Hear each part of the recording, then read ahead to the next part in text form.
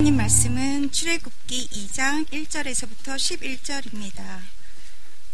구약 성경 82페이지입니다. 한 절씩 교독하시고 마지막 절은 합독하시겠습니다. 레위 가족 중 한 사람이 가서 레위 여자에게 장가들어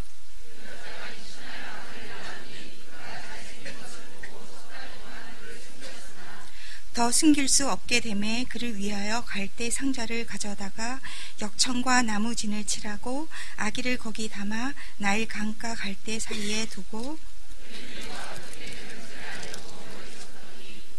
바로의 딸이 목욕하러 나일강으로 내려오고 시녀들은 나일강 가를 거닐 때에 그가 갈대 사이에 상자를 보고 시녀를 보내어 가져다가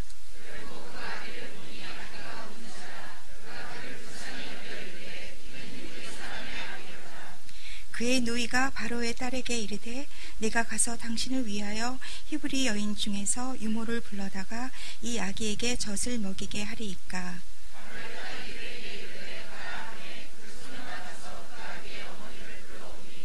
바로의 딸이 그에게 이르되 이 아기를 데려다가 나를 위하여 젖을 먹이라. 내가 그 삭슬 주리라. 여인이 아기를 데려다가 젖을 먹이더니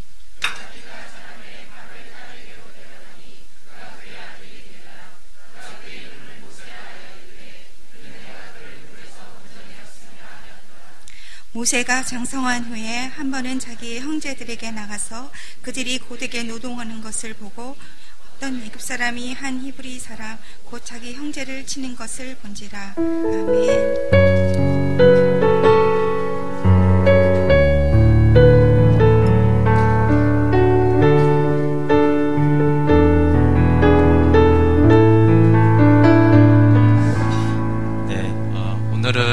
어린이 주일인데 이제 출애굽기 모세 말씀을 전할 건데 먼저 특송을 하려고 합니다. 제 설교하고 특송을 잘 들으시면 이 설교가 너무 잘 이해할 수 있을 것 같아요. 그래서 특별히 어린이들이 영상이랑 같이 나오니까 잘 들으시면 되고 우리 예린 청년이 한 주간 많이 연습하고 특송을 하도록 하겠습니다. 네, 먼저 들어주세요.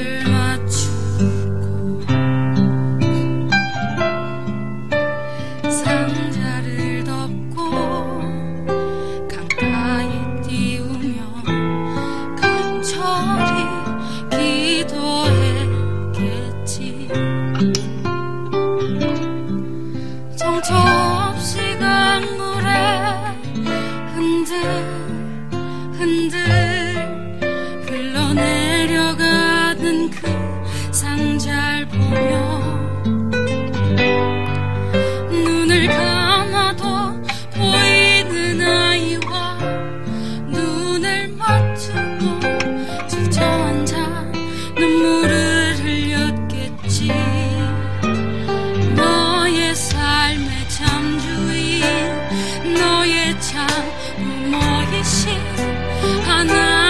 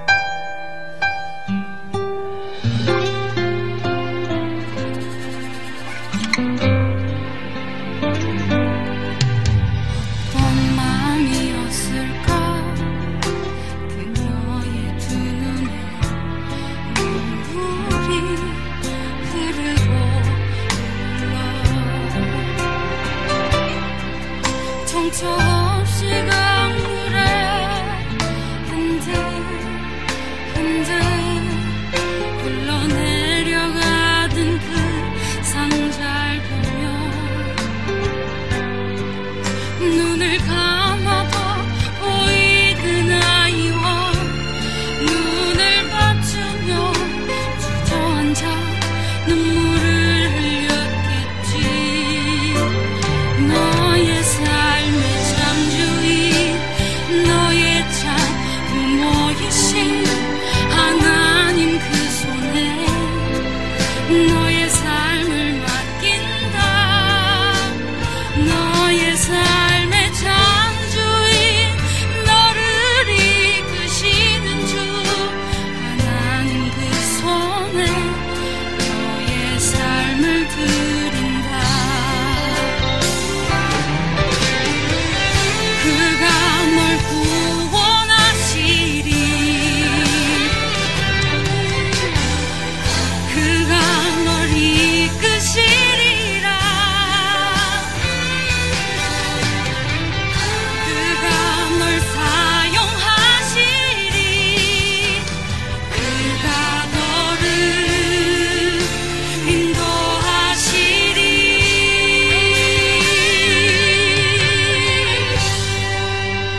너의 삶의 창조인, 너의 삶의 창조인, 너의 참 부모이신 하나님 그 손에 너의 삶을 맡긴다.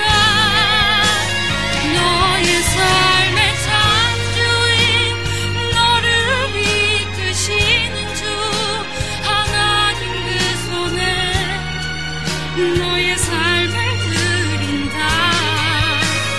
너의 삶의 참주인, 너의 참 부모이신 하나님 그 손에 너의 삶을 맡긴다.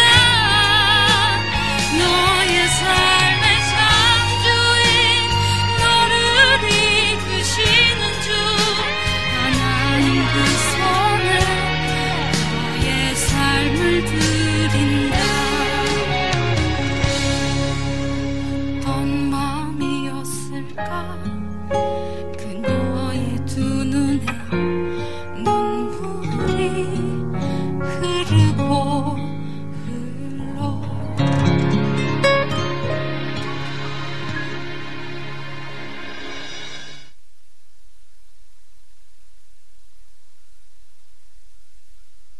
네, 하나님께 영광을 돌리면 됩니다. 네. 요괴벳의 노래를 잘 이해하면 오늘 설교를 잘 이해할 수 있습니다. 여기 좀 넘겨주세요, 노트북으로. 네, 5월은 가정의 달이죠. 가정이라고 했을 때 사실 가정은 이제 교회에서만 강조하는 게 아니라 세상 사람들도 다 강조를 하는데, 믿음 안에서 5월은 이제 믿음의 가정을 세우는 것인데, 근데 이제 가정이 이제 우상이 될 수가 있습니다. 그래서 정말 가정이 우상인지 아니면 가정이 하나님 주신 축복이고 선물인지에 대한 경계선을 우리가 잘 분별해야 될 것 같아요. 그래서 마음과 뜻과 힘을 다해서 하나님을 사랑하라고, 그리고 하나님이 이웃을 사랑하고 그랬는데 이게 두 계명이 아니라 엄밀히 한 계명입니다. 하나님을 사랑하는 방법이 이웃을 사랑하는 것이에요. 그리고 그 이웃에 사실 가정이 있습니다. 그래서 하나님의 사랑으로 이제 가정을 사랑하는 것이죠. 그냥 세상 사람들도 다 가정을 사랑하지만 그게 아니라 하나님의 사랑으로 가정을 사랑하는데, 가족 문화에 따라서 좀 사람들의 성향이 이제 크게 이제 두 부류로 나눠지는데, 가족 중심의 문화인 가정들이 있어요. 근데 이제 그런 분들은 가족은 굉장히 잘 챙기는데 교회 성도들이나 성교나 이런 데 별로 관심이 없어요. 가족을 굉장히 잘 챙기죠. 근데 반대도 있습니다. 또 놀랍게도 우리가 타인 중심의 가정 문화가 있습니다. 밖에 나가서 굉장히 잘하고 잘 섬기고 성교도 열심히 하는데 집에만 들어오면 너무 이제 못되게 하는 거예요. 그래서 둘 다 그래서 주님이 없으면 둘 중에 하나가 됩니다. 근데 그래서 가정에 잘하는 사람이 꼭 좋은 사람이 아니에요. 밖에 너무 무관심하고 밖에서 너무 잘하는 사람이 다 주님의 사람이 아니에요. 그냥 가정에 들어가서는 자기 자아가 충만해가지고 그렇게 하거든요. 그래서 하나님의 사랑으로 사랑해야 되고, 그 사랑의 목표는 하나님을 사랑하는 가정을 만드는 것이죠. 그냥 우리끼리 잘 지내는 가정이 아니라 하나님을 사랑하는 가정을 세워가서 특별히 지옥 가는 사람 하나도 없고 우리가 주님 안에서 이렇게 행복하구나. 이것이 이제 그리스도인의 가정의 목표입니다. 근데 오늘은 이 가정을 생각하면서 이제 요게벳에 대해서 좀 생각을 하게 됐어요. 여러분, 아므람과 요게벳 처음 듣는 분도 많죠. 모세의 아버지가 아므람이고 엄마가 이제 요게벳입니다. 이 부모에 대한 얘기는 굉장히 간단한 것 외에는 없어요. 그런데 여러분, 굉장히 어려운 순종 중에 하나가 뭐냐면 결혼에 대한 것입니다. 내 육체가 아니라 하나님이 원하시는 데이트와 결혼을 하는 것이 순종하기 매우 어려운 것 중에 하나인데, 이 부모들이 그것을 순종했다는 것을 우리가 출애굽기 2장 1절에 보면 알 수 있어요. 2장 1절에 레위 가족 중 한 사람이 가서 레위 여자에게 장가들어. 이 짧은 구절이지만 여러분, 요셉 사후에 이스라엘 백성은 노예가 됐어요. 그렇죠? 노예가 됐는데도 그런 비참한 중에도 주님 뜻대로 결혼하고 어떤 가정을 이룰 것인가를 이 아므람이 생각했던 사람이에요. 그래서 일부러 레위 여자에게 찾아서 장가를 든 것이죠. 믿음을 지키고 믿음의 가정을 이루겠다라고 한 선택이에요.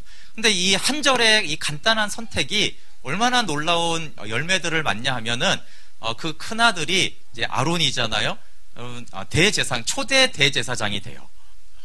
내가 믿음으로 결혼해서 믿음의 가정을 세워야지라는 이 단순한 한 가지의 순종의 결정이, 그리고 이제 둘째 아들은 우리가 잘 알듯이 모세가 태어납니다. 그래서 이 작은 순종이 사실은 너무나 엄청난 역사가 있죠. 이 대제사장 가문이 이스라엘을 어떻게 세운 것과 모세가 이스라엘 민족에게 끼친 영향은 구약에서 이루 말할 수가 없는 거예요. 그렇죠? 근데 이 작은 순종, 가정에 대한 이 시작이 이 모세와 아론의 출발이 되어집니다.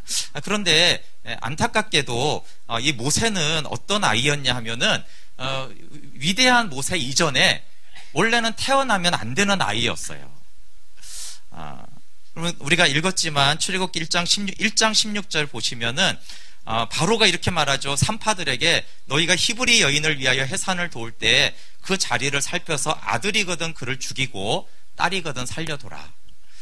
그리고 이제 산파들이 막 이제 말을 안 들으니까 22절에는 바로가 그의 모든 백성에게 명령하여 이르되 아들이 태어나거든 너희는 그를 나일강에 던지고 딸이거든 살려두라. 이 법이 계속 있었던 법이 아니에요. 그러니까 아론과 미리암이 있잖아요. 그렇죠? 모세의 형이 있잖아요. 근데 아론이 태어날 때는 이 법이 없었어요. 그러니까 계속 이제 학대는 있었지만, 근데 이제 바로가 이 법을 제정하고 난 다음에 모세가 임신이 된 거예요. 그러니까 전혀 상황이 이제 굉장히 다른 것이죠. 그러니까 이 법이 선포가 되고 난 다음에는 이제 자녀를 안 낳으려고 했겠죠. 왜냐하면 아들인지 딸인지 모르니까. 그러니까 이 아이가 임신이 됐을 때 부모가 어떻게 생각했어요? 또 주위 사람들이 뭐라고 했을까요? 여러분, 그냥 정상적인 이 대한민국에서도 5째를 임신했다. 그럼 사람들이 뭐라고 그래요? 그걸 어떻게 키우려고 이렇게 임신했어? 이렇게 교회가 마치 태어나지 않아야 될 것처럼 이 자유로운 나라에서, 풍요로운 나라에서도 그러는데 주변 사람들이 뭐라고 했겠어요? 그거 임신해서 어떡하나? 그 아이 태어나면 어떡하나? 그러니까 태어나지 말았어야 될 아이라고 그냥 이제 임신했을 때부터 그런 소리를 많이 들었어요. 왜냐하면 아들이면 나일강에 던져서 죽잖아요. 그러니까 임신한 다음에 요게벳이 무슨 기도를 했을까요? 하나님, 제발 아들이 아니게 해주세요. 제발 딸이게 해주세요. 하고 아마 기도를 했겠죠. 근데 그 기도가 응답되지 않고 아들이 태어난 거예요. 아들이. 근데 이 상황이 너무나 암담하지만 이 요게벳과 아므람은 모세를 믿음으로 보았습니다. 불행의 씨앗이 될 수 있잖아요. 이 아들이 태어났기 때문에, 아들이 어떻게 죽어라고 내줄 수도 없고, 근데 이 아들을 내주지 않고 보호하면 온 가족이 말살이 될 텐데, 그건 또 어떻게 하냔 말이에요. 이렇게도 하지 못하고 저렇게도 하지 못하는 상황이 이제 아들이 태어난 이 상황인 것이에요. 우리 출애굽기 2장 2절 한번 읽어볼게요. 2장 2절 시작. 그 여자가 임신하여 아들을 낳으니 그가 잘생긴 것을 보고 3달 동안 그를 숨겼으나 네. 여러분 여기 잘생겼다라는 것은 내 자식이니까 잘생겼다 이런 말이 아니에요. 잘생겼다라는 것은 믿음으로 보았고 기쁘게 보았다라는 것을 말하는 것이에요. 근데 지금 이게 기쁜 상황이 아니라고요. 그렇죠? 일반적인 출생이라면 아들이 태어났으니까 잘생겼다, 기쁘다 이렇게 하겠지만 지금 이게 아들인데 어떻게 기쁘냐고요. 지금 아들이 이쁜, 잘생긴 게 보일 상황이 아닌 거예요. 이거 큰일 났다. 정말 세상적이고 인간적이라면 이거 큰일 났다. 어떻게 할 거냐? 이런 게 이제 금방 생각이 나지. 이 잘생긴 게 보이는 것이 아닙니다. 아까 말한 대로 모세는 태어나지 말아야 할 아이였어요. 보세요. 그 법만이 그게 아니라 이미 아론이라는 아들이 있었고 미리암이란 딸도 있었어요. 아들 하나 있고 딸 하나 있으면 또 굳이 자녀가 대가 끊이는 것도 아니고 자녀가 없는 것도 아니잖아요. 그러니까 자녀도 있고 이제 아들이 태어나면 이제 죽기 때문에 이 아이는 원래 이제 태어나지 말았어야 될 것이죠. 근데 이 잘생긴 것을 보고 석 달 동안 숨겼다라는 것은 무슨 말이냐면 태어나지 말아야 할 아이로 요게벳은 보지 않았다는 거예요. 아므람과 요게벳은 사람들이 일반적으로 생각하듯이 보지 않았어요. 그리고 정말 재수없게 아들이 태어났구나 이렇게 생각하지 않았다는 것을 뜻하는 거예요. 너무 잘생겼네. 기뻐하고 이 아이를 환영했고 하나님이 주신 선물로 보았다라는 것을 말하는 것입니다. 네, 그것을 히브리서가 이렇게 분명하게 얘기하고 있어요. 한번 같이 읽어볼게요. 시작. 믿음으로 모세가 났을 때 그 부모가 아름다운 아이임을 보고 석 달 동안 숨겨 왕의 명령을 무서워하지 아니하였으며, 네, 그래서 믿음으로 보았다라고 말하는 거예요. 왜 그렇게 잘생기게 보았냐면 믿음으로 보면서 이 아이가 아름다운 아이임을 보았어요. 그리고 이제 석 달 동안 숨겼는데 어떻게 숨겼다고나 말해요? 무서워하지 않았다는 거예요. 아니, 부모가 자식을 숨길 수는 있죠. 그렇지만 보통은 두려워하며 숨기죠. 그렇죠? 불안해하면서 숨기죠. 무서워하고. 그런데 이 부모들은 두려워하지 않고 숨겼다는 거예요. 왜 그래요? 믿음으로 보았어요. 그러니까 이 아이를 주신 것도 하나님이 주신 것 믿음으로 받았고 믿음으로 보았고 믿음으로 석 달 동안 숨겼어요. 하나님의 눈으로 모세를 보았다라는 말씀이에요. 그래서 하나님이 주신 선물이고 하나님의 계획이 있고 하나님이 사용하실 것이다라는 믿음으로 보았어요. 상황은 전혀 그런 상황이 아니었지만 그래서 바로의 명령을 무서워하지 않았습니다. 여러분 어린아이들은 어린이 주일에 선물을 원하겠지만 사실 가장 큰 선물은 아이들을 하나님의 눈으로 쳐다보는 거예요. 내가 내 자녀를 하나님의 눈으로 볼 수 있는가? 아니면 사람들이 말하는 것으로 볼 것인가? 아니면 그냥 내가 육체적으로 보는 그런 눈으로 볼 것인가? 그것이 우리 자녀의 평생의 삶에 가장 중요한 영향을 미칩니다. 여러분, 믿음으로 근데 봤다라는 것은 어디까지 연결이 되냐 하면 믿음으로 모세를 물에 띄워 보내는 것으로 연결이 돼요. 믿음은 만사형통이 아니라 역경 속에서도 하나님이 돌보심을 믿는 것입니다. 그런데 우리 대부분은 하나님이 주신 자녀니까 이 아이는 분명히 착하고 공부도 잘하고 성격도 좋아서 내 삶의 자랑거리가 될 거야. 분명히 훌륭하게 성공해서 얘가 내 아들이에요, 내 딸이에요 이렇게 말하는 아이가 되게 될 거야 라고 그렇게 이제 기대를 하다가 대부분 기대를 무너지죠. 물론 아주 소수는 그 기대가 충족이 되지만 대부분은 그 기대가 무너집니다. 그런데 여러분 잘 생각하면 그 기대가 하나님이 주신 게 아니에요. 그게 그냥 내가 그냥 착각해서 하나님이 주셨으니까 그렇게 되겠지라고 하는 거예요. 그런데 그렇게 기대가 무너진 다음에 이 자녀를 여전히 믿음으로 볼 건가? 사람의 눈으로 아니면 사람들이 말하는 눈으로 볼 것인가 하는 것입니다. 하나님이 보내셨고 하나님이 특별히 사용하는 그 자녀 때문에 수없이 많은 눈물을 흘릴 수가 있어요. 여러분 모세처럼 하나님께 쓰임받은 사람이 흔치 않잖아요. 성경조차도 흔치가 않은 사람이에요. 그런데 사실 요셉을 키우는 요게벳은 너무나 눈물 흘리는 일이 많았어요. 믿음으로 모세를 본 것은 여러분 그 믿음이라는 것은 이렇게 인간 인격이 말살되는 것이 아닙니다. 믿음은 인격이 있는 것이에요. 그래서 믿음으로 모세를 보았지만 요게벳에서는 계속 이 아이 때문에 눈물이 흐르는 거예요. 그래서 아까 찬양에 작은 갈대 상자 물이 새지 않도록 역청과 나무진을 이렇게 칠하면서 어떤 마음이었겠어요? 어떤 마음으로 이 아들을 갈대 상자에 해서 막막한 그 나일강에 띄워야겠습니까? 그냥 눈에 눈물이 흐르는 것이죠.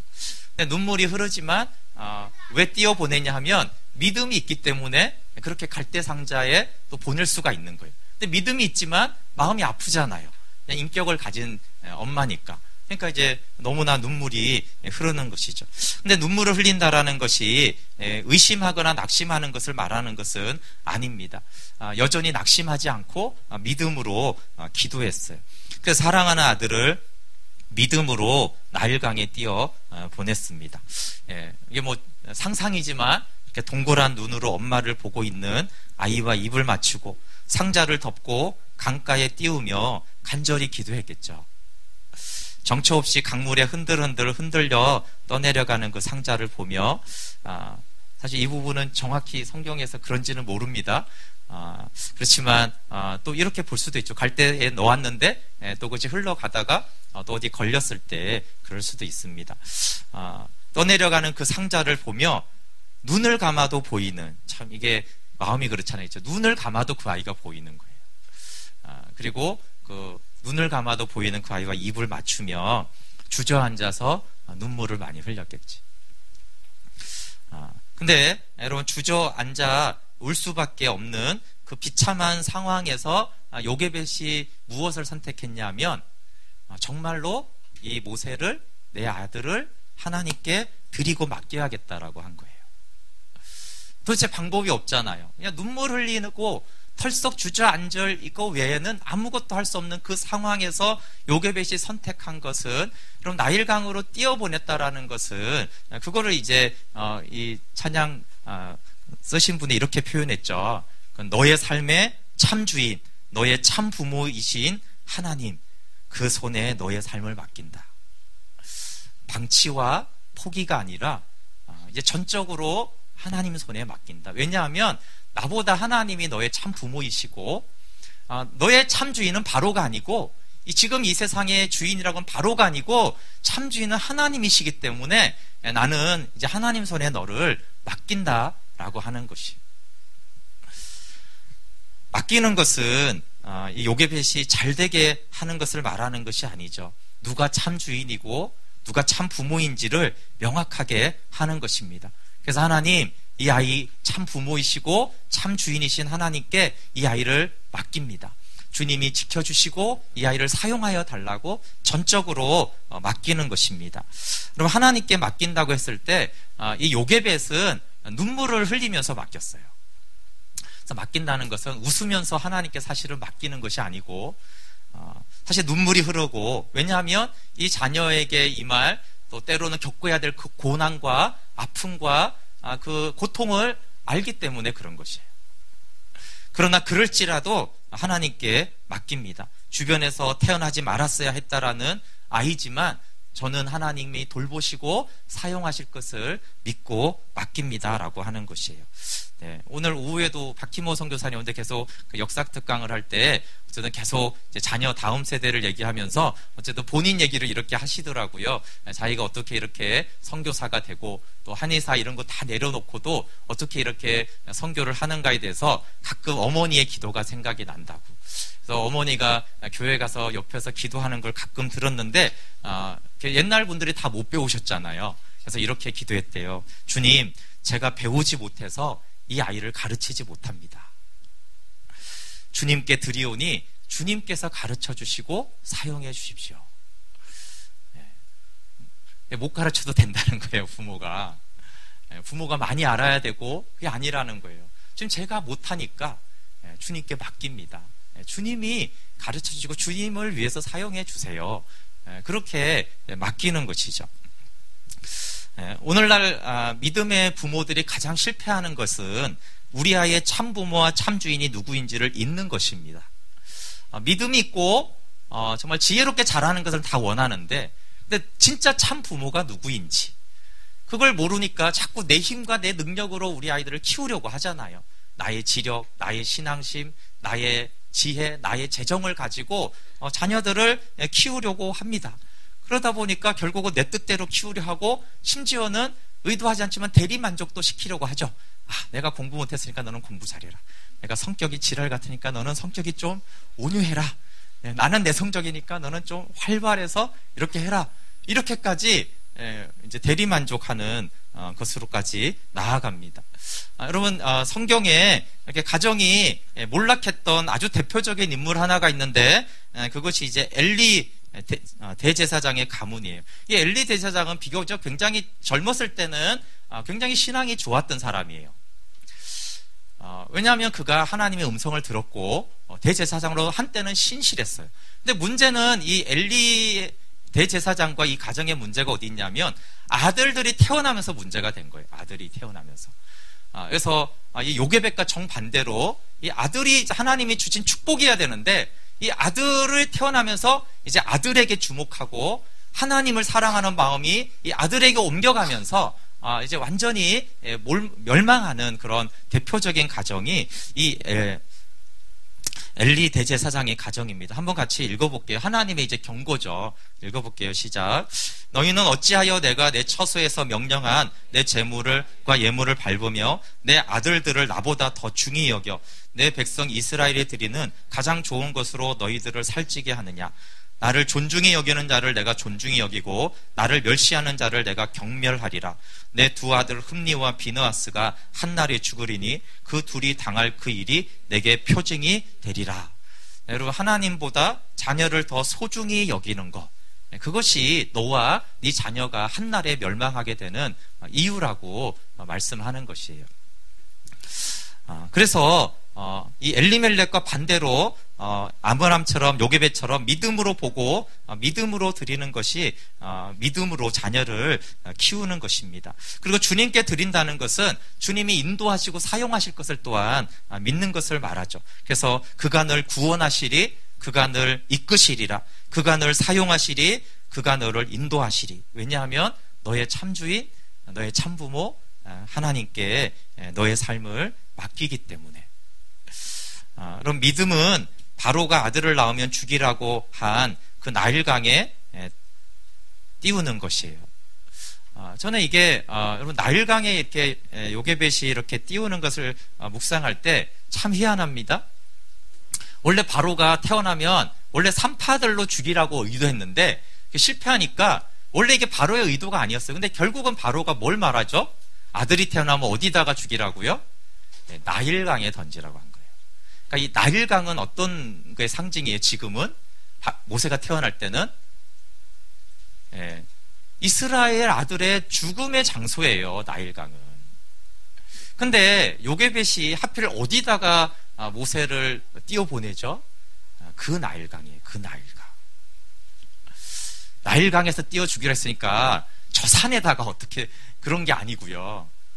그 산에 갔다가 또 이번 고아원들을 이렇게 어디 집에다 맡기고 이러잖아요. 그러니까 사실은 하나님께 맡기는 방식이 꼭 나일강이 아니거든요. 근데 이것은 하나님이 의도하신 거라고 생각이 들어요. 바로 그 죽음의 장소, 모세가 원래 던져져서 비참하게 죽어야 될 그 장소에서 요게벳은 거는 거예요. 여기 나일강.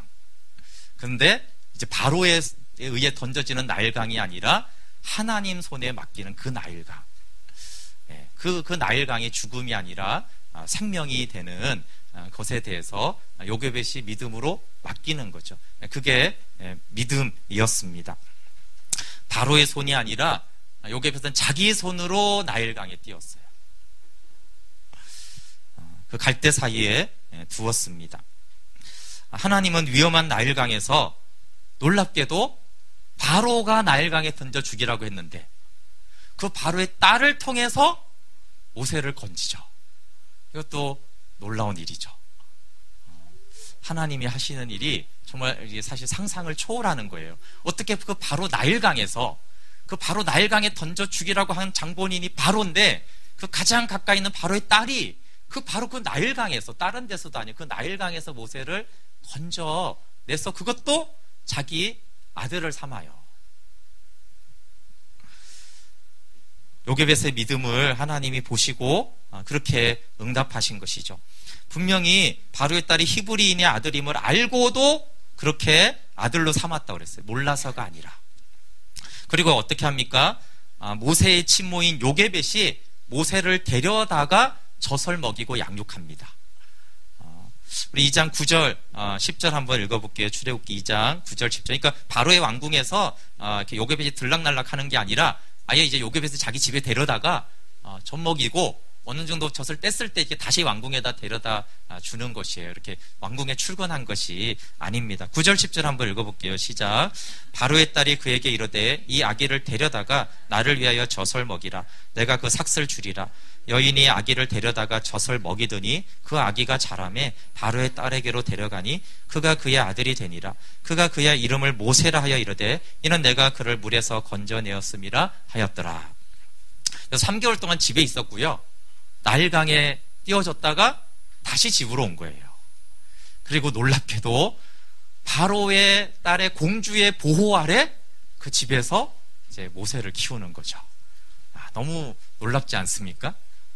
정말 하나님께 맡겼을 때, 완전히 드렸을 때, 그 위험한 나일강에 드렸을 때 다시 하나님은 그것도 바로의 딸을 통해서 다시 요게벳의 품에 안기고 그 집에서 모세를 양육하게 되었습니다.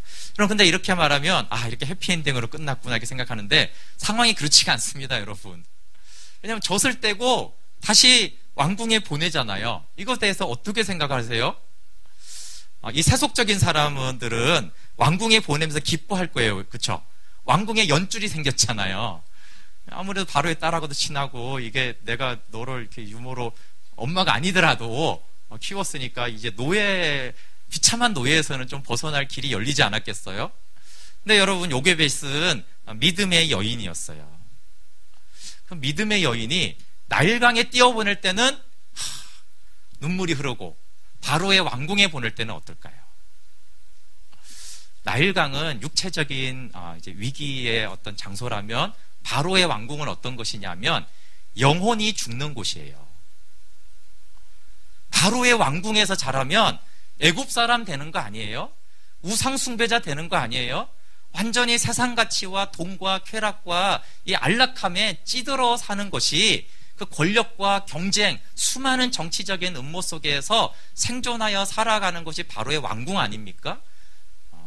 그러니까 세상적으로는 왕궁이 좋은 것이지만 이 믿음의 어머니가 볼 때는 이 아들을 이 바로의 왕궁에 들여보내면 완전히 불신자 되고 지옥 가겠구나. 환경적으로 딱 그렇게 되는 거예요. 좆됐는데 이제 몇 살이겠어요. 그 어린 나이에 왕궁에 들여서 바로의 그 교육을 받고 애굽의 교육을 받고 거기에 종교 교육을 받으면서 이 아이가 어떻게 자랄까를 생각했을 때 사실은 요게벳은 2번 떠나보내는 거예요. 한 번은 나일강에서 한 번은 왕궁에 들여다보내면서 또 다시 사실은 눈물이 흐르죠. 이거 어떡하나. 아니, 믿음으로 살다가 어릴 때 죽는 게 낫지. 아니, 왕자가 돼서 우상숭배하다가 사단의 종로로 타다가 그렇게 죽는 것은 믿는 부모에게는 더 비참하기 때문에 그렇습니다. 그렇지만 왕궁에 어떻게 보내냐면 똑같아요. 하나님께 보내는 것이에요.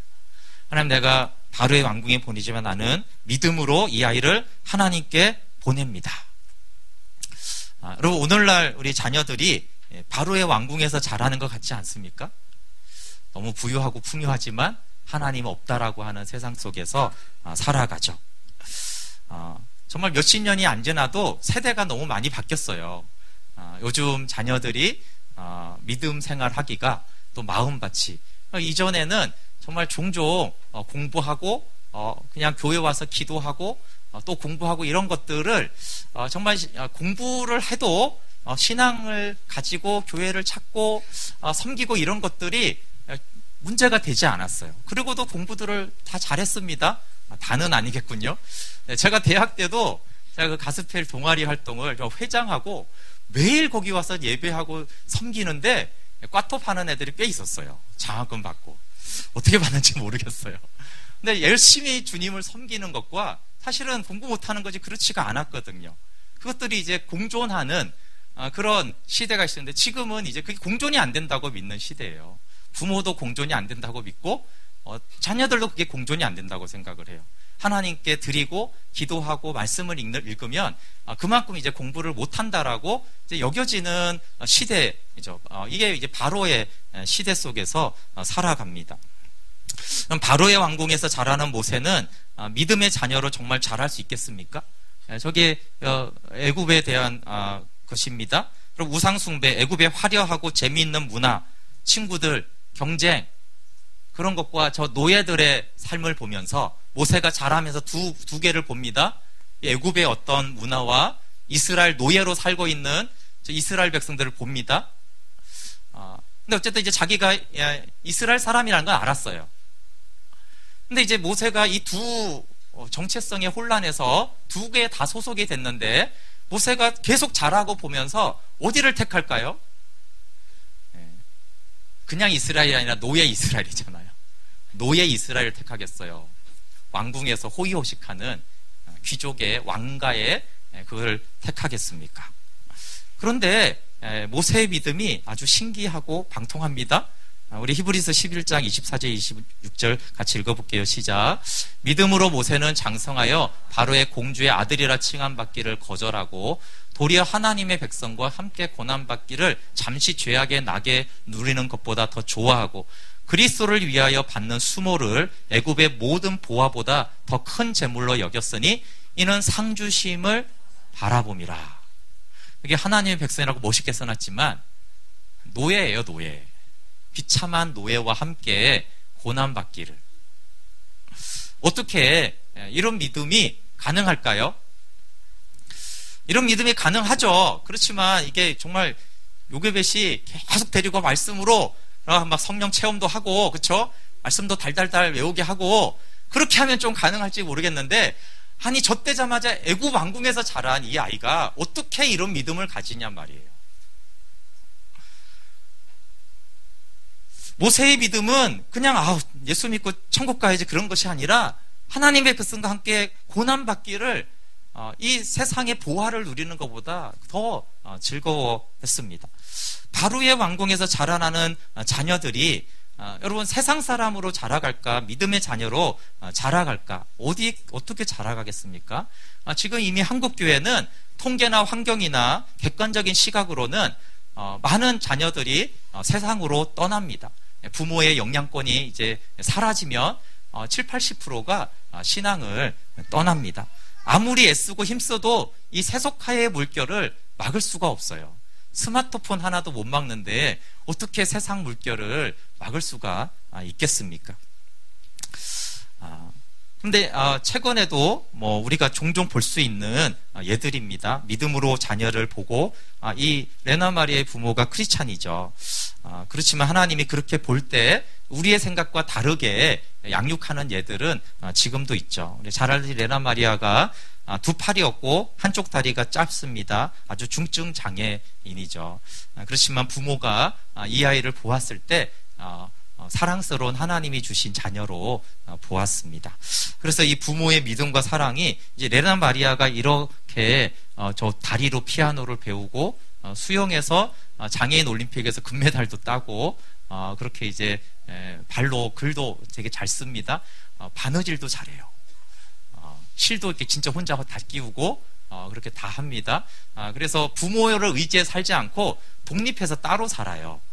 이렇게 중증 장애니까 부모 도움을 의지할 것 같은데 그렇지 않고요. 혼자 그 가정부도 없습니다. 그냥 혼자서 모든 것들을 다 하고 또 찬양 사역자로 전 세계를 다니면서 많은 사람들에게 위로하고 하나님이 주시는 은혜들을 나누고 있습니다. 레나 마리아가 좀 예전에 많이 알려졌다면 좀 됐지만 박모세도 동일한 친구입니다. 이 박모세는 이제 둘째 아이인데 임신 5개월 됐을 때 카톨릭 병원에서 장애하니까 낙태를 권장했어요. 카톨릭 병원인데 이 아이는 너무 이제 확실하니까 차라리 낙태를 시키라고 했습니다. 왜 그러냐면 뇌가 밖으로 나와 있어서 태어나면 90% 뇌를 절단해야 되는 거예요. 그럼 90% 뇌가 없으면 당연히 생존도 못하고 만약에 생존한다고 해도 듣거나 보거나 말하는 이 모든 것들이 안 되기 때문에 이제 낙태를 하라고 한 것입니다. 그래서 부모가 너무 고민이 됐죠. 근데 이제 이 믿는 가정이었기 때문에 목사님이 신방했을 때, 이 얘기를 나눴을 때 목사님이 그래도 하나님이 주신 생명이니까 하나님이 데려가더라도 하나님께 맡기자. 하나님께 맡기자. 이렇게 한 거예요. 그러니까 죽든 살든 어쨌든 하나님께 맡겨야 되지 않겠냐. 그랬을 때, 이제 이 부모가 그래, 하나님께 맡기자. 그 사실이더라도. 그래서 낙태를 안 한다고 했더니 막 의사가 화를 내면서 그럼 다른 병원으로 가라고 막 그랬대요. 그래서 이제 다른 병원에 가서 이 아이가 태어나고 그랬죠. 그래서 이 아이가 원래 태어나지 말았어야 할 아이를 태어나게 한 거예요. 이유는 모르겠는데 그래서 이름을 모세라고 지었어요. 근데 그 성경의 모세가 원래 태어나지 말았어야 되는데 다른 이유지만 태어났잖아요. 근데 아마 그래서 그런 것 같아요. 이 부모가 이 아이를 낳고 원래 이 아이는 태어나면 안 되고 태어나지 않아야 된다라고 말을 했지만 이제 태어났고 하나님께 맡긴다라는 그 마음으로 이름을 이제 모세라고 지은 것 같아요. 그런데 아주 놀라운 일이 일어났죠. 4번 수술을 하고 정말 살아만 있어 달라고 기도를 했는데 뇌 잘랐습니다. 수술을. 놀랍게 뇌가 다시 자라는 거예요.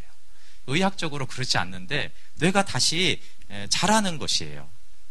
그래서 여기 뭐 TV에 많이 나왔죠. 뭐 저기 사연성 했어 막 이렇게 하고. 근데 이 아이가 음악을 한 번 들으면 안 잊어먹는 거예요. 찬양을 너무 좋아해서 이제 찬양 사역자가 됐어요. 그리고 뭐 TV 많이 나가고 이런 거는 당연하고, 여기 평창 우리 장애인 올림픽이 있었잖아요. 그렇죠? 거기서 지금 애국가를 부르는 거예요. 전 세계인이 보는 앞에서 애국가를 부르는 것이죠. 그리고 당국대 음대를 들어갔는데 특채로 들어간 게 아닙니다. 장애인이니까 유명하니까 들어간 것이 아니고요. 정시 모집에 응시해가지고 단대 음대를 들어갔습니다. 이런 잘된 것만 주목할 것이 아니라 그 아이를 임신하고 그 아이를 낳고 수술하고 그때를 생각해 보세요. 부모님이 얼마나 눈물을 흘렸겠어요. 근데 요괴패하고 비슷하죠. 눈물이 흐르지만 계속 하나님께 맡기는 거예요. 불가능한 아이, 내 힘으로는 아무것도 할 수 없는 아이, 모두가 태어나면 안 되고 안 된다라고 하는 이 아이, 어떻게 가능성이 있겠냐라고 하는 이 아이를 하나님께 전적으로 맡겼던 것이죠. 그럼 믿음으로 자녀와 다음 세대를 보고 실제적으로 드려야 됩니다. 자녀를 바라보는 시선이 하나님의 눈인가 믿음의 눈인가. 내가 원하는 대로 안 되면 답답하고 짜증나고 대리만족하려고 했다라면 인간적이지만 그것은 하나님 앞에서는 회개를 해야 되는 것입니다. 하나님의 아들, 딸인데 참부모는 하나님이신데 내 눈으로 보고 내 자녀처럼 말로만 하나님께 사실상은 내 아이라고 생각했기 때문에 불평하고 비관한 것들에 대해서 하나님께 회개해야 됩니다. 그리고 실질적으로 하나님께 맡겨야 됩니다. 제가 쉐마 교육을 저희 복음충신학당에서 하는데 쉐마 교육을 들으면서 놀란 점이 여러 가지가 있는데 제가 그 중에 아주 놀란 것이 뭐냐면 미국의 정통파 유대인들이 일주일에 신앙 양육 시간이 신앙적으로 돌보는 시간이 약 30시간이 넘는다는 거예요. 근데 제가 그게 너무 충격적이었는데 왜냐하면 제가 이제 목사잖아요. 그리고 자녀를 교회 모든 신앙적인 프로그램에 다 보내고 집에서 큐티를 시키고 했는데 제가 이렇게 계산해 보니까 한 일주일에 한 3시간 되는 거예요. 그냥 많은 교회들은 이렇게 1시간에 예배랑 공과랑 다 끝내잖아요. 그러니까 주중에 이렇게 아이들이 오래 못하니까 야, 나는 3시간 이렇게 신앙적으로 노출시키는 것을 신앙적으로 양육한다고 생각했는데 그들은 믿음을 지켜내기 위해서 30시간 이상을 아이들에게 접하게 하는 거예요. 그러니까 실제로 어릴 때 물리적인 시간이 공부하는 시간보다 말씀과 연관된 시간이 더 많아요. 그러니까 경험적으로 어떻게 돼요? 말씀이 더 중요하구나, 공부보다. 근데 우리 아이들을 생각해 보니까 하나님 중요해, 믿음이 제일 중요해 말은 하는데 실제로 몸이 가 있고 머리가 쓰는 시간은 학교와 학원에서 거의 50, 60, 70시간을 보내고 신앙적인 시간은 한두 시간을 보내면서 말을 하는 거예요. 하나님이 더 중요한 거야. 여러분, 아이들은 다, 우리도 그렇지만 다 경험이 중요하고 감각이 중요하고 현실이 중요합니다. 그러니까 감각적으로 말은 그렇지만 에이, 그래도 공부가 중요하고 세상에서 성공하는 게 중요하지, 뭐 믿음은 필요하지, 이렇게 실제적으로는 그렇게 잘하고 있다라는 것들이 놀랍고, 그런데 하나님이 그렇게 유대인들이 하는데도 세상에서 꼬리가 되지 않게 하신다라는 사실이, 또 오히려 높여준다라는 사실이 또 놀라운 일이었습니다. 여러분, 그렇게 30시간을 할 수 없다라면은 우리 자녀들은 공부하기 전에 성경을 보고 기도하고 시작하면 돼요. 그래서 내가 비록 공부하는 이 시간이 내가 세상에 속한 시간이 아니라 하나님 안에서 하는 시간입니다. 근데 요즘에 얼마나 그렇게 많은지 모르겠어요. 그리고 저는 제가 고등학교 1학년 말에 이제 교회를 처음 나갔거든요. 근데 제가 고등학교 2학년 때부터 성경책을 학교에 갖고 다니면서 고등학교에서 아침에 가서 성경을 먼저 봤어요. 성경 보고 기도하고 자율학습을 했어요. 8시부터. 그리고 이제 저녁 먹고 또 이렇게 학교 수업 끝나고 이렇게 또 이제 학교 독서실로 가면 거기서 또 성경을 보고 기도하고 공부하고, 그렇게 이 모든 시간이 하나님의 시간이구나라고 하는 것들 실제적으로 돼야 됩니다. 5월부터 다음 세대를 위한 한밤의 기도회를 해왔지만 우리 좀 더 다음 세대에게 맞춰서 우리 전도사님들이 인도를 하려고 합니다. 그럼 만 13세 때까지 신앙에 목숨을 걸어야 합니다. 애굽에서 건져내야 하는 것입니다. 그래서 유대인들이 13세 성년식을 하는 것은 우리나라 성년식하고 전혀 달라요. 유대인들은 모든 관점이 다 신앙에 있어요. 믿음에. 그래서 이제 믿음을 13세까지 키우고 이제는 말씀을 배우는 자가 아니라 가르치는 자로 13세 성년식을 하는 거예요. 세상적인 성인식을 하는 것이 아닙니다. 그러면 13세를 넘으면 어떻게 해야 됩니까? 이제 끝난 겁니까? 네. 요괴배처럼 떠나보내야 돼요. 하나님께 전적으로. 왜냐하면 내가 할 게 없어서 그래요. 13세까지는 부모를 쫄쫄 따라다니기 때문에 어느 정도 부모가 하라는 것을 합니다. 그때 사실은 신앙이 형성되지 않아요. 근데 우리나라의 비극은 어릴 때는 그럼 대부분 너무 착하죠? 안 그렇습니까? 어릴 때 착하고 교회 잘 다니고 기도하라고 그러면 기도도 잘하고, 신앙 고백도 얼마나 놀라운지 몰라요. 그러니까 우리 아이는 믿음이 너무 좋구나. 그래서 맨날 이제 방치하는 거죠. 근데 이제 청소년이 돼가면서 자의식이 생기고 공부하고, 그러면 이제 진화론 배우고 좀 이상하고, 또 과학자들 말 듣고 친구들하고 사귀고 이러면 말 들으면 이제 의심이 생기고 이러면서, 근데 이제 점점 부모와 같이 있기 싫고 이제 같이 갈래 그러면 아니, 혼자 갔다 와. 이렇게 이제 되는 것이죠. 그런데 이제 그때서야 이제 점점 안 따라가고 예배도 안 오고, 그때서야 이제 신앙을 갖게 하겠다고 이제 붙잡아 놓고 그때부터 싸우잖아요. 그렇죠? 유대인들은 그때는 내버려 둡니다. 그래, 이제는 네가 알아서 해야 될 때야. 그런데 우리는 거꾸로 해요. 13세까지 내버려 뒀다가 13세부터 이것이 잡으려고, 그래서 이제 갈등이 오히려 심해지면서 신앙이 주어지는 게 아니라 더 반감이 키워지죠. 그래, 안 그래도 의심이 있었는데 진짜 짜증내서 못 가겠다. 내가 엄마 때문에 내가 못 해먹겠다. 오히려 이렇게 되는 경우가 많아요. 그래서 여러분, 13세부터는 어떻게 해야 되냐면 애들을 붙잡고 잔소리를 하면 안 되고 하나님께 전적으로 맡겨야 돼요. 결론을 하려고 합니다. 가장 중요한 것은 30시간 성경 가르치는 것보다 더 중요한 게 있어요. 요괴배처럼 드리는 거예요. 근데 여러분, 이 요괴벳이 어떻게 하나님께 맡기고 드렸다고 생각을 하십니까? 요괴벳이 물리적으로 드리는 것을 넘어서서 자기를 부인함으로 나일강에 띄웠어요. 제가 믿음으로 키운다는 것, 또 많은 믿음의 부모들이 이 믿음으로 키운다라는 것을 외적인 환경이나 물리적인 신앙 양육을 생각하는 것 같아요. 저도 많이 그랬습니다. 수련회 보내고 단기 선교 보내고 말씀 가르치고 묵상시키고 그렇게 하는 것이 믿음으로 키우는 거라고 생각하는 것 같아요. 물론 그게 믿음으로 키우는 것이 맞죠? 근데 그게 믿음으로 키우는 본질이 아닙니다. 그렇게 키우는 것은 하나님께 전적으로 맡기는 게 아니에요. 누구나 다 그렇게 합니다. 이슬람 사람들도 자기 자녀를 그렇게 가르치거든요. 그럼 기독교가 그게 뭐가 다릅니까? 코란을 가르치는 것과 성경을 가르치는 것이 그럼 우리는 똑같은 거예요? 그렇지 않습니다, 여러분. 그런 게 불필요하다는 게 아니에요. 그런 교육을 우리가 정말 해야 됩니다. 정말 하나님께 맡기고 물리적인 시간도 과감하게 하나님을 가르치고 정말 신앙하고 예배하도록 그렇게 해야 되는 것입니다. 그런데 이 요게벳을 통해서 하나님이 말씀하는 믿음의 부모의 핵심은 부모가 자아를 부인하고 믿음으로 나일강에 띄워야 되는 것이 하나님께 맡기는 거예요. 자녀에 대한 자기 부인이 있어야 돼요. 자녀에 대해서 자기 부인을 하면 하나님이 책임져 주십니다. 근데 아무리 물론 세상에 보내는 거는 정말 불신이고요. 아무리 내가 감싸 안아도 자기가 부인되지 않고 내가 신앙의 형태로 교회만 데려와서 신앙 양육을 하는 것은 실패할 확률이 꽤 높습니다. 다는 아니겠지만 제가 아까 말한 대로 요게벳은 그럴 환경이 안 됐어요. 바로의 왕궁에서 키워야 됐잖아요. 근데 어떻게 이 모세가 어떻게 이렇게 바로의 왕궁에 따로 재교육시킨 것도 아니잖아요. 근데 어떻게 이렇게 놀라운 믿음이 됐어요?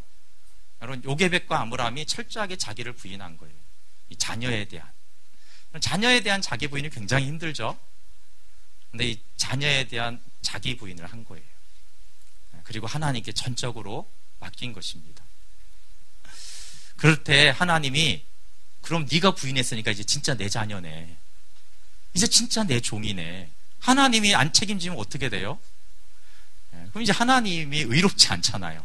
그러니까 하나님이 모든 불가능한 상황, 나일강도 그렇지만 애굽에서 어떻게 신앙으로 키웁니까? 불가능하죠. 그렇지만 하나님이 모세를 키우고 믿음을 새롭게 합니다. 여러분, 그래서 이 요게벳 입장에서는 자기를 부인했기 때문에 눈물을 많이 흘려요. 왜냐하면 이 아이가 당할 시련과 고난을 감수하고 주님께 맡기기 때문에 그게 자기 부인이거든요. 떨어지죠. 고난이 있죠. 아픔을 감수하고 하나님께 맡기는 믿음이 있었습니다. 믿음의 양육은 이론이나 교육이나 시간이나 기도만으로 안 됩니다. 포기와 드림과 인내가 필요합니다. 요게벳이 했던 이 3개월의 양육, 나일강에 보내고 왕궁에 보내고 언제까지 요게벳과 아므람이 살았는지는 기록이 없어서 잘 모릅니다. 근데 한번 예측을 한번 해보세요. 모세가 몇 살까지 살았을까요? 근데 만약에 모세가 40세까지 살았다면 그 왕자에서 도망가는 그 소식까지 들었겠죠. 근데 아마 모세가 80세까지 살기는 어려웠잖아요. 그렇죠? 아들이 80세까지는. 그러면 어쩌면 요게벳은 모세가 광야에 있을 때 죽었을지 몰라요. 그건 모르는 일입니다. 뭐 왕궁에 있을 때 죽었는지. 그런데 중요한 것은 요게벳이 아마 80세에서 120세의 모세를 못 봤을 거예요. 근데 정말 요게벳이 보고 싶었던 거는 아들이 왕궁에서 자라는 게 아니고요. 80세부터 120세까지 온전히 하나님의 사람으로 쓰임받는 걸 보고 싶었어요. 그렇지만 아마 요게벳은 그것을 살아서 눈으로는 보지 못했을 거예요. 그렇지만 요게벳은 믿음으로 보았습니다. 그게 이제 히브리서가 이 부모의 믿음을 얘기하는 거예요. 왜 그래요? 하나님께 맡겼잖아요. 자기가 전적으로 부인되고 하나님께 온전히 맡겼기 때문에 나일강 때든 바로의 왕궁 때든 광야에 있든 하나님이 이 아이를 붙들어서 인도하셔서 사용하실 것에 대한 믿음이 있었습니다. 물론 살아서 봤다면 너무 기뻤을 것이고 이 땅에서, 그러나 이 땅에서 못 봤을지라도 저 천국에서 요게벳이 얼마나 기뻐했을까요? 모세 이름이 성경에 몇 번이나 등장합니까? 그것을 요게벳이 믿음으로 보았던 것입니다. 부모의 자아 부인, 그리고 자녀를 하나님께 드리는 것, 자녀의 자아를 깨트리는 하나님을 신뢰하는 것, 그것이 바로의 왕궁에서 자랄지라도 하나님이 이 아이를 신실하게 양육하셔서 세우신다라는 믿음입니다. 그러면 아브람과 요게벳은 불행한 사람이겠습니까? 행복한 사람이겠습니까? 저는 요게벳이 믿음으로 행복하게 살았다고 생각합니다. 그리고 히브리서가 그것을 증언하고 있죠. 그 부모가 우리는 이제 모세가 믿음의 사람이 생각하는데 사실은 그 부모부터가 믿음으로 보았다 이렇게 말하고 있습니다. 사실은 요게벳의 믿음이 모세에게 이어졌다라는 걸 볼 수 있어요. 비록 짧은 기간에 모세를 품었지만 그 믿음을 하나님께서 성령께서 그렇게 모세에게 이어지게 하셔서 모세가 믿음으로 하나님 나라에 충성된 종이 되었습니다. 하나님께 드린 모세는 행복했겠습니까? 네, 정말 모세는 행복한 사람이죠. 왜냐하면 스스로 이 왕궁보다 나는 이 백성과 하나님의 종이 되는 것이 더 좋다라고 선택할 만큼 그 길이 행복한 길이고 얼마나 영광스러운 길인지를 모세가 알았기 때문입니다. 네, 함께 같이 기도하겠습니다. 우리의 형편이